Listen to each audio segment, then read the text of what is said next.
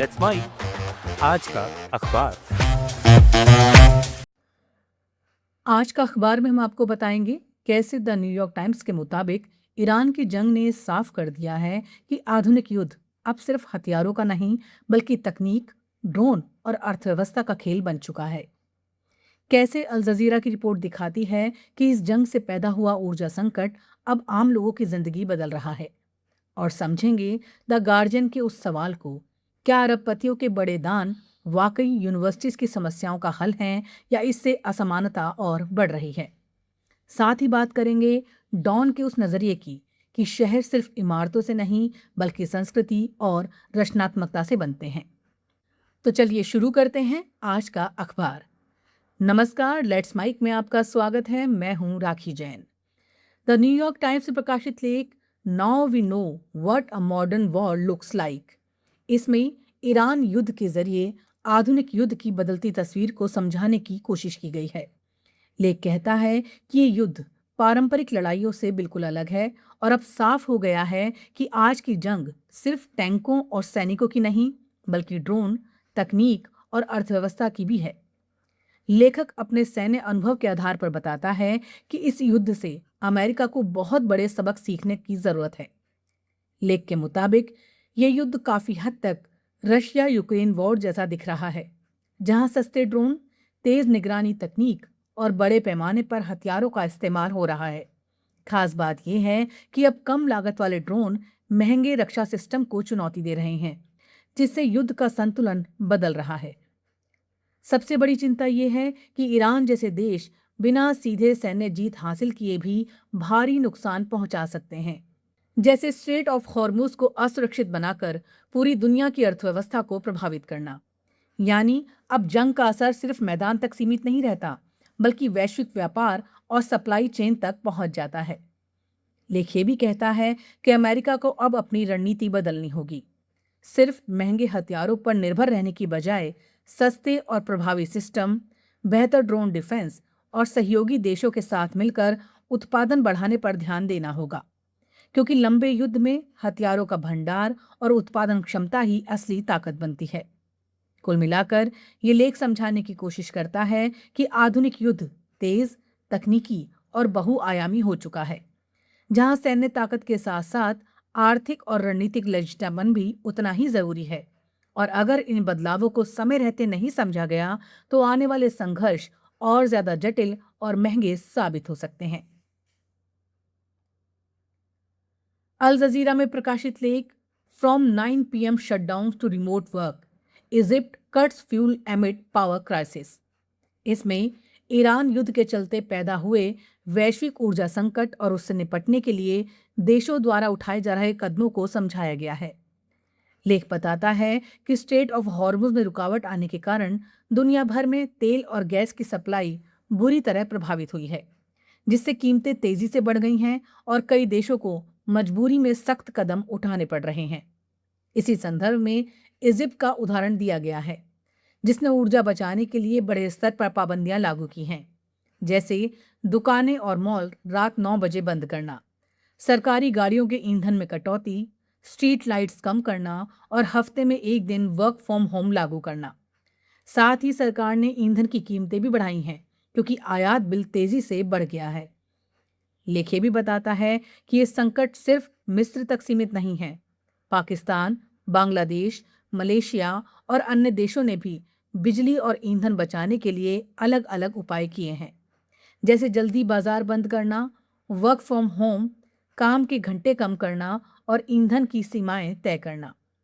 कुल मिलाकर ये लेख समझाने की कोशिश करता है कि ईरान युद्ध का असर सिर्फ युद्ध क्षेत्र तक सीमित नहीं है, बल्कि उसने पूरी दुनिया की ऊर्जा व्यवस्था को हिला दिया है और अब देशों को अपने अपने स्तर पर सख्त फैसले लेकर इस संकट से निपटना पड़ रहा है, जिससे आम लोगों की दिनचर्या भी प्रभावित हो रही है।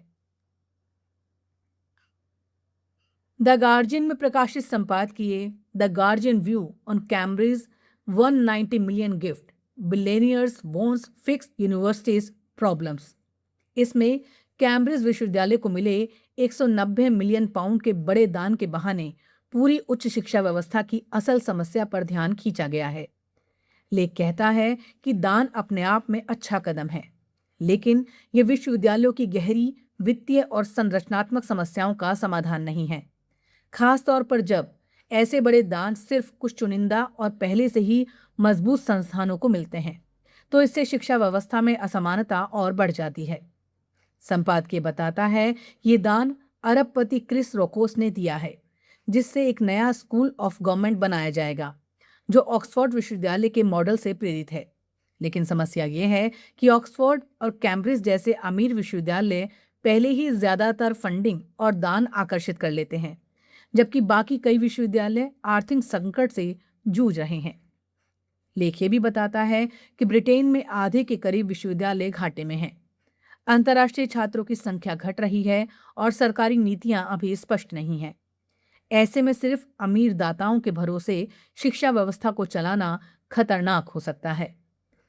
संपादकीय का मुख्य संदेश ये है कि शिक्षा एक सामाजिक जिम्मेदारी है, जिसे अरबपतियों की पसंद और दान पर नहीं छोड़ा जा सकता। सरकार को पूरे सेक्टर के लिए एक ठोस और निष्पक्ष योजना बनानी होगी ताकि सभी विश्वविद्यालयों को बराबरी का मौका मिले, न कि सिर्फ कुछ एलीट संस्थानों को। डॉन में प्रकाशित लेख कल्चरल इन्वेस्टमेंट में कराची की बदलती तस्वीर के जरिए ये सवाल उठाया गया है कि क्या किसी शहर का विकास सिर्फ इमारतों और ढांचे से होता है या उसमें संस्कृति और रचनात्मकता की भी उतनी ही अहम भूमिका होती है। लेख कहता है कि कराची आज अव्यवस्थित विकास, सामाजिक थकान और सांस्कृतिक खालीपन का सामना कर रहा है, क्योंकि वहां लंबे समय से सांस्कृतिक निवेश की भारी कमी रही है। लेख के मुताबिक युवा कलाकारों, संगीतकारों और रचनात्मक लोगों के लिए मौके बहुत कम हैं। जो सांस्कृतिक गतिविधियां होती भी हैं, वो ज्यादातर बड़े आयोजनों या संस्थानों तक सीमित रहती हैं, जो अस्थायी होती हैं और जमीनी स्तर पर कोई स्थायी असर नहीं छोड़ पाती। इसी वजह से शहर में एक जीवंत सांस्कृतिक माहौल विकसित नहीं हो पा रहा। लेख ये सुझाव देता है कि संस्कृति को ऊपर से थोपने की बजाय मोहल्लों और स्थानीय स्तर पर विकसित किया जाना चाहिए। जैसे हर इलाके में छोटे छोटे आर्ट स्पेस या सांस्कृतिक केंद्र हों, जहां लोग अपनी पहचान और अनुभव के हिसाब से अभिव्यक्ति कर सकें।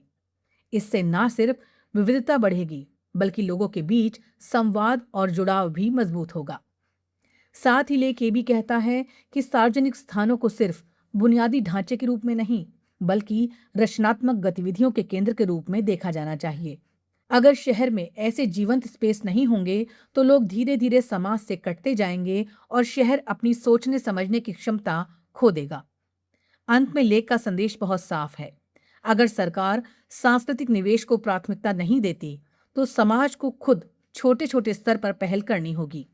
सड़कों, छतों और मोहल्लों में कला, संगीत और संवाद के जरिए एक नई सांस्कृतिक ऊर्जा पैदा की जा सकती है। कुल मिलाकर ये लेख ये कहना चाहता है कि शहर सिर्फ जीने की जगह नहीं होनी चाहिए, बल्कि सोचने, जुड़ने और कल्पना करने की भी जगह होनी चाहिए, और इसके लिए संस्कृति में निवेश जरूरी है। आज का अखबार में फिलहाल इतना ही। देखते रहिए, सुनते रहिए लेट्स माइक। नमस्कार। आप सुन रहे थे let's mic more than radio. Follow कीजिए हमें हमारे सोशल मीडिया प्लेटफॉर्म्स पर। It's time for news. It's time for more than radio. Presenting the first radio news app, Let's Mic.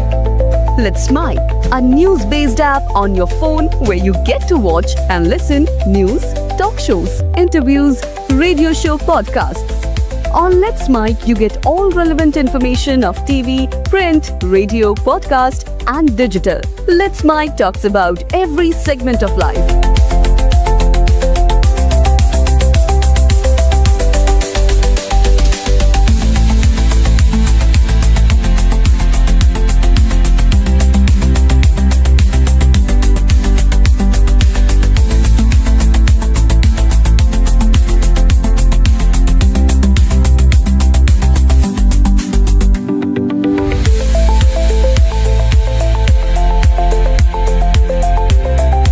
Download the app now from Play Store. Available both on Android and iOS mobile phones. Follow us on YouTube, Instagram, Twitter, LinkedIn, Facebook, Telegram,